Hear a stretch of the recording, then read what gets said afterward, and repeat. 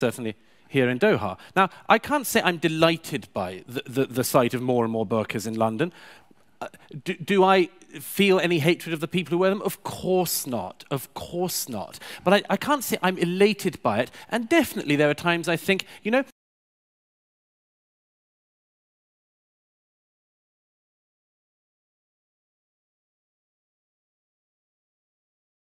Hello guys, welcome to my YouTube channel, the TV reality show. Yes, today we are back again. Which today is going to be tough. Yes, because today I'm going to check on Douglas Murray, check on Muslim activities and leave them speechless. I don't know, because I haven't watched this video before. But before I can say anything about this video, let's go to the video. You seem to almost suggest that they come to your countries with a lesser breed of values. No, I don't think I said that at any point, and that's another time you've tried to put something in my mouth. I said, and before we got all confrontational, which you did from the get-go, I said what the problem is here is that these things are all rubbing against each other. Douglas Murray is at it again. This time, he takes on a host of Muslim activists in Qatar over immigration and the compatibility of Islam with Western culture. Douglas Murray did not hold back.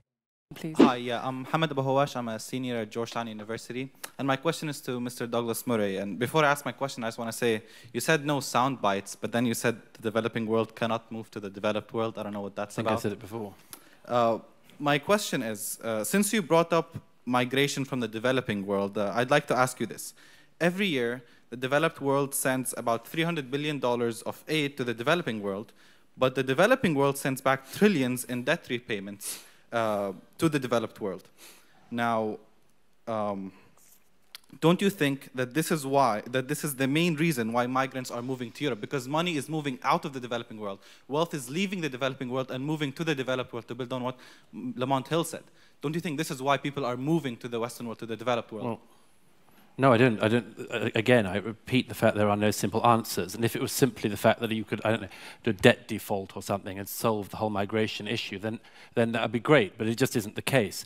You think that if for instance, all African countries were allowed to default on debt, that they'd become burgeoning, flourishing societies? You think that the problem across, for instance, sub-Saharan Africa isn't just unbelievable greed and theft by politician after politician? You think that if you just wrote off the debt, that would stop being an issue and everyone would become transparent and clean in their dealings with money? I mean, the problems are much deeper than this. They're much deeper than just a simple solution like that. As, if I may just add quickly to the previous two comments, the late, very distinguished American diplomat Daniel Patrick Moynihan had a wonderful rule he came up with, known as Moynihan's Law, where he said that human rights, claims of human rights violations often happen in exactly inverse proportion to human rights violations. That is, you hear about them in the countries that are most free. And before long, you can end up with the presumption that the most free countries are the ones who are most abusive of human rights.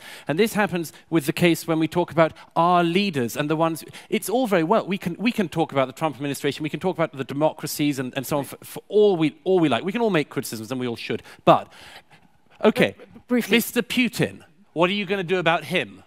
What are you going to do about the mullahs in Iran? What are you going to do about the House of Saud in Saudi Arabia? You see, what we end up with is this situation. We go, oh, Mr. Trump, Mr. Trump. We can all do that. Believe me, I can riff on Trump again, you're being all quite day. selective, aren't you? What are you going to do about the people you can't do anything about? Are you going to ignore them? Are you going to give them a pass? Or are you just going to enjoy beating up on the democracy? I hate to have to interrupt you. There's something called democracy, though, isn't there? Elections. Notice how the woman leading the panel thinks that she has just debunked all of what Douglas Murray has just said by simply referring to democracy.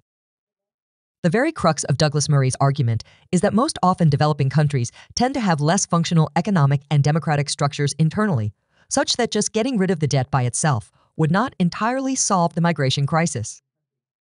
Political instability and conflict within countries can further destabilize economies and endanger lives, pushing individuals to seek safety and stability abroad. The World Bank's reports indicate that political instability and violence significantly impact economic performance, reducing investments and hindering economic growth. This, in turn, exacerbates unemployment and poverty, pushing more people towards migration as a means of escaping untenable situations. This debate is about to get even more heated. Another question, please. So I'm going to talk briefly about, my mother's experience as an immigrant, and I want to touch here on something that Mark Lamont Hill said, this power of education and telling people how refugees fit into the wider context of economic development. Here's why I'm very skeptical about that. Because when my mother arrived in the UK and her parents arrived in the UK, people still called them dirty packies. When she had graduated from Oxford University, she was still a brown person who was not seen as a citizen, right? So to what extent can we really sell this idea that being educated or fitting X, Y, and Z criteria is what you need to do as a refugee for people to humanize you? The inherent problem with these people is that they don't humanize you. You can't fulfill your oppressor's criteria so that they see you as human. So how do you humanize people? Dehumanizing refugees, thank you very much. And with this, let me go to you, Douglas Murray. Because much of your argument, Douglas, seems to be about the us versus them, the fact that, we have our own values, our own Britishness, our own virtues, and they will come to our shores with their values, their tradition. They come to your countries with a lesser breed of values. No, I don't think I said that at any point, and that's another time you've tried to put something in my mouth. So when you talk about the difference in values, what do you suggest? Look, first of all, I didn't say that. I said that there are challenges because we do know that there are challenges, and let's just be frank about this. I mean, for instance, I've been in the Gulf for the last week or so. I see more burqas in my home city of London than I have seen in the Gulf in recent days, certainly here in Doha. Now, I can't say I'm delighted by the sight of more and more burqas in London. Do I feel any hatred of the people who wear them? Of course not. Of course not. But I can't say I'm elated by it. And definitely there are times I think, what percentage of burqas in this area becomes like not that pleasant for everyone else. But again, is it all down to burqas? Because again, you're not asking people with other traditions whether they care about the sight of people drinking alcohol or showing up in bikinis. Again, it's a very we could in Britain Western-centric viewpoint. I'm not. I have to say, you're going to bark up the wrong tree if you think you're going to persuade a Brit that we should stop drinking alcohol because of people arriving in our country. I mean, that's not going to happen. These things are all a bit of give and take. That you bring your own traditions that don't quite fit with theirs. Well, they don't. Yeah, there are, as I said, and before we got all confrontational, which you did from the get-go, I said what the problem is here is that these things are all rubbing against each other. And in that situation, you have to work out what things you're willing to give up, which things you're willing to compromise on, and which ones you're not. You're not going to persuade the Brits to massively change their culture, but let me just make the point. Every single society has certain aspects of it it doesn't want to give up. This one will. In Qatar, this one will. Everyone does. So please don't try to make this a kind of bigoted European thing. That would be a very dishonest way to. That would be a very dishonest way to represent it. One of the critical insights to consider in this debate is the difference in foundational values between traditionally liberal Western societies and those governed by strict interpretations of Islamic law. Western democracies have evolved to place a high value on individual rights, including the freedom of expression and the separation of church and state.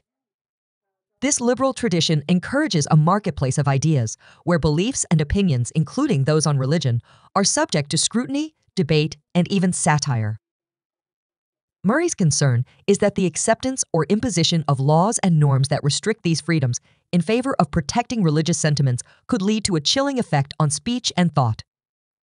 It's a scenario where the fear of offending can stifle creativity, intellectual debate, and the critical questioning of religious and societal norms. This debate is not theoretical, but has manifested in various incidents that have sparked international controversy. By understanding the complex pathways to radicalization, societies can develop more effective strategies to counter extremist narratives and foster an environment where diversity and dialogue thrive over division and discord. Oh, yes, guys. Welcome back.